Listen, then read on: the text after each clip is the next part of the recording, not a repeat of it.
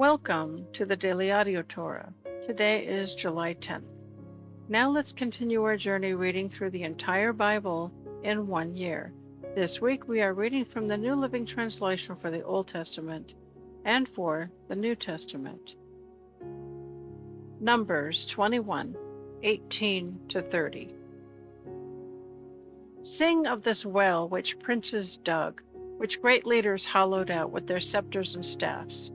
Then the Israelites left the wilderness and proceeded on through Mattanah, Nahaleel, and Bamoth. After that they went to the valley in Moab where Pisgah Peak overlooks the wasteland. The Israelites sent ambassadors to King Sihon of the Amorites with this message: "Let us travel through your land. We will be careful not to go through your fields and vineyards. We won't even drink water from your wells. We will stay on the king's road until we have passed through your territory." But King Sihon refused to let them cross his territory. Instead, he mobilized his entire army and attacked Israel in the wilderness, engaging them in battle at Jahaz. But the Israelites slaughtered them with their swords and occupied their land from the Arnon River to the Jabbok River. They went only as far as the Ammonite border because the boundary of the Ammonites was fortified. So Israel captured all the towns of the Amorites and settled in them, including the city of Heshbon and its surrounding villages. Heshbon had been the capital of King Sihon of the Amorites. He had defeated a former Moabite king and seized all his land as far as the Arnon River. Therefore, the ancient poets wrote this about him: "Come to Heshbon and let it be rebuilt. Let the city of Sihon be restored. A fire flamed forth from Heshbon, a blaze from the city of Sihon. It burned the city of Ar in Moab. It destroyed the rulers of the Arnon heights. What sorrow awaits you, O people of Moab! You are finished, O worshippers of Chemosh. Chemosh has left his sons as refugees, his daughters as captives of Sihon, the Amorite king. We have utterly destroyed them, from Heshbon to Dibon. We have completely wiped them out, as far away as Nophah and Medeba."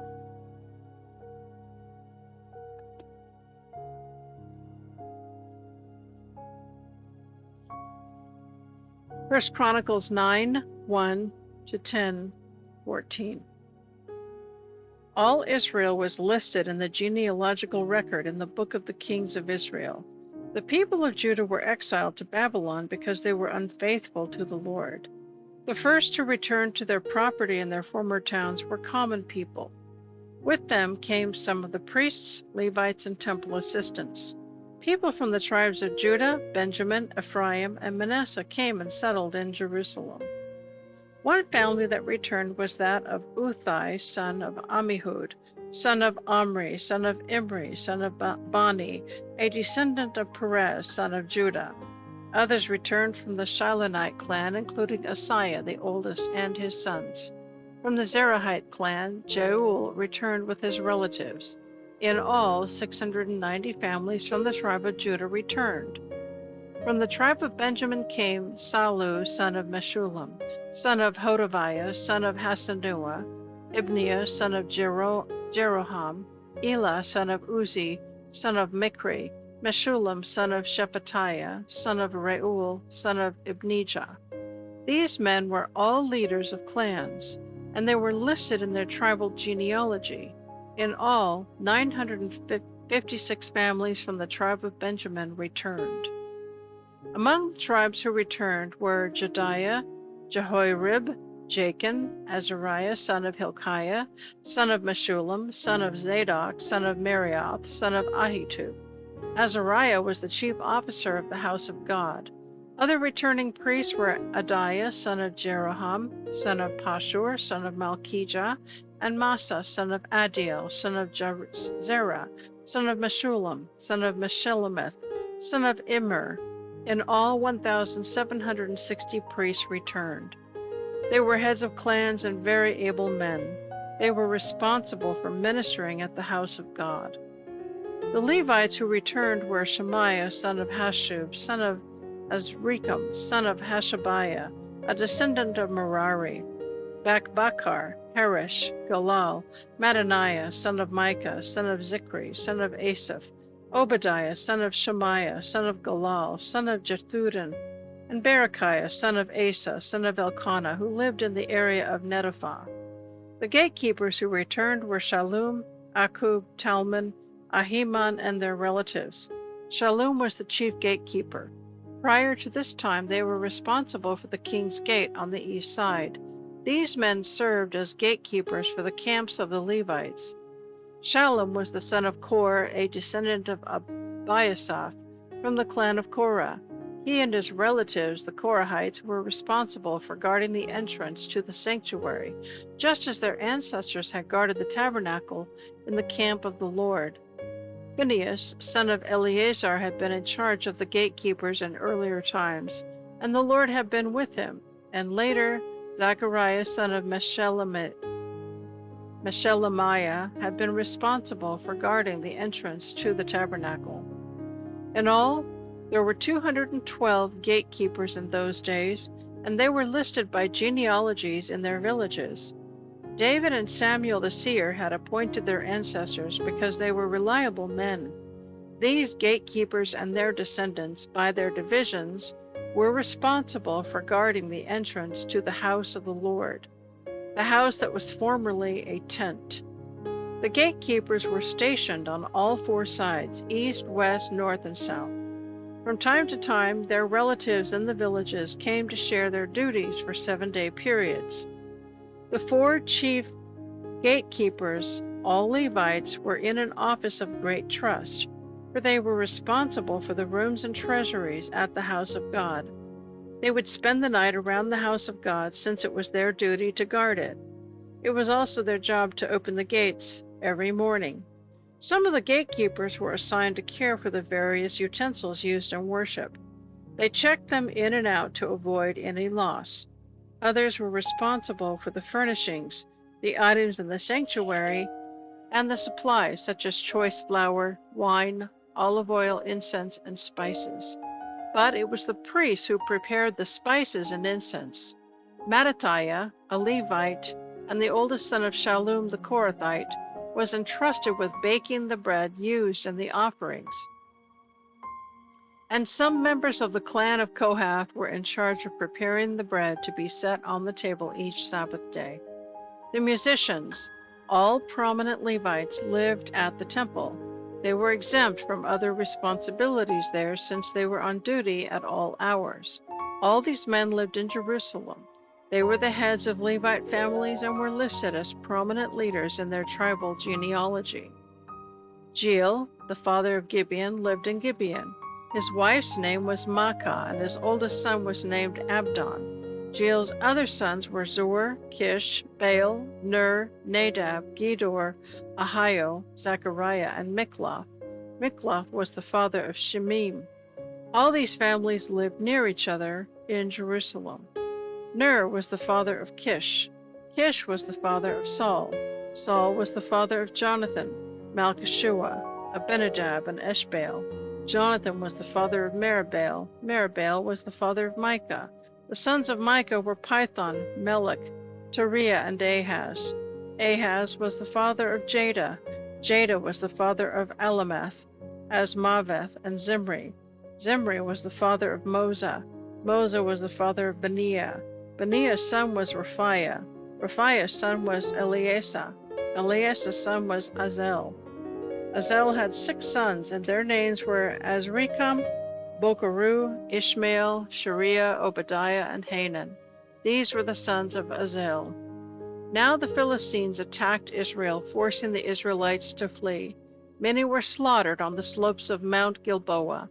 The Philistines closed in on Saul and his sons, and they killed 3 of his sons, Jonathan, Abinadab, and Malchishua. The fighting grew very fierce around Saul, and the Philistine archers caught up with him and wounded him severely. Saul groaned to his armor-bearer, "Take your sword and run me through before these pagan Philistines come and humiliate me." But his armor-bearer was afraid and would not do it. So Saul took his own sword and fell on it. When his armor-bearer realized that Saul was dead, he fell on his own sword and died. So Saul and his 3 sons died there together, bringing his dynasty to an end. When the Israelites in the Jezreel Valley saw that their army had been routed, and that Saul and his sons were dead, they abandoned their towns and fled. So the Philistines moved in and occupied their towns. The next day, when the Philistines went out to strip the dead, they found the bodies of Saul and his sons on Mount Gilboa. So they stripped off Saul's armor and cut off his head. Then they proclaimed the news of Saul's death before their idols and to the people throughout the land of Philistia. They placed his armor in the temple of their gods, and they fastened his head to the wall in the temple of Dagon. But when the people of Jabesh Gilead heard what the Philistines had done to Saul, their warriors went out and brought the bodies of Saul and his 3 sons back to Jabesh. Then they buried their remains beneath the oak tree at Jabesh, and they fasted for 7 days. So Saul died because he was unfaithful to the Lord. He failed to obey the Lord's command, and he even consulted a medium instead of asking the Lord for guidance. So the Lord killed him and turned his kingdom over to David, son of Jesse.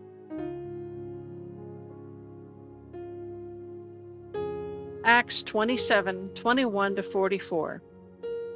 No one had eaten for a long time. Finally, Paul called the crew together and said, "Men, you should have listened to me in the first place and not left Fair Havens. You would have avoided all this injury and loss. But take courage. None of you will lose your lives, even though the ship will go down. For last night an angel of God, to whom I belong and whom I serve, stood beside me, and he said, 'Don't be afraid, Paul, for you will surely stand trial before Caesar. What's more, God in his goodness has granted safety to everyone sailing with you. So take courage, for I believe God, it will be just as he said, but we will be shipwrecked on an island.'" About midnight on the 14th night of the storm, we were being driven across the Sea of Adria. The sailors sensed land was near. They took soundings and found the water was only 120 feet deep.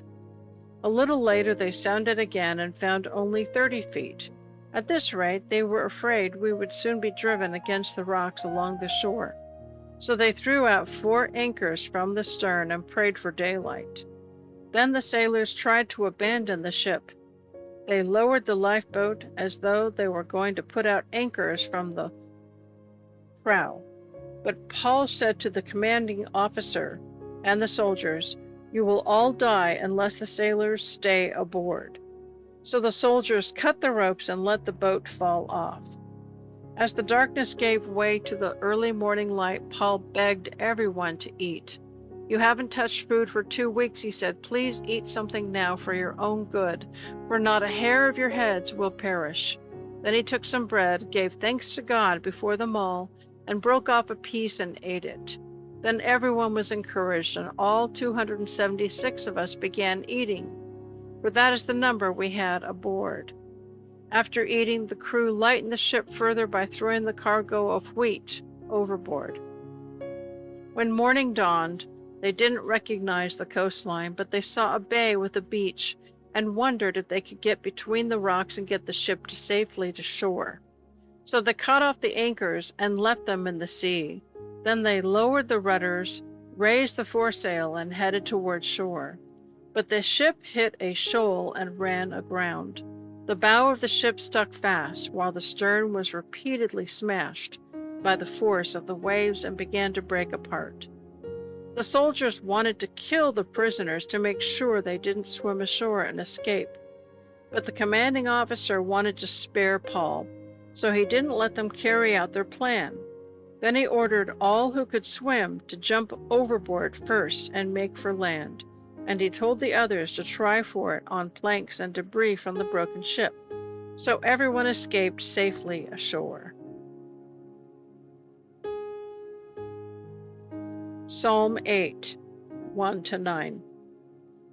O Lord, our Lord, the majesty of your name fills the earth. Your glory is higher than the heavens. You have taught children and nursing infants to give you praise.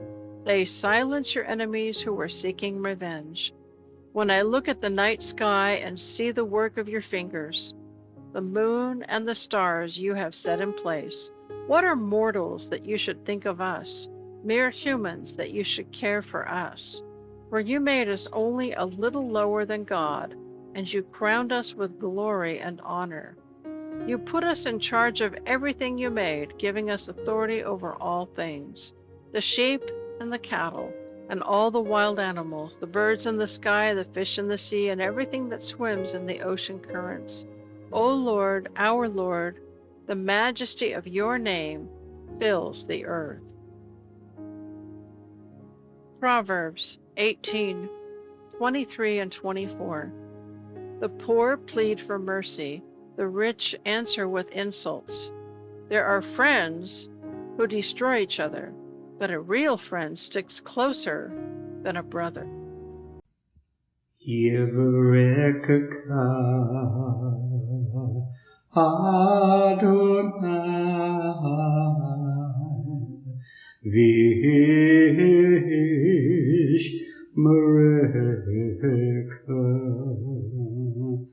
Yair Adonai Panavilaka Vikuneka Isa Adonai Panav Ileka Vayasem Leka Leka Shalom.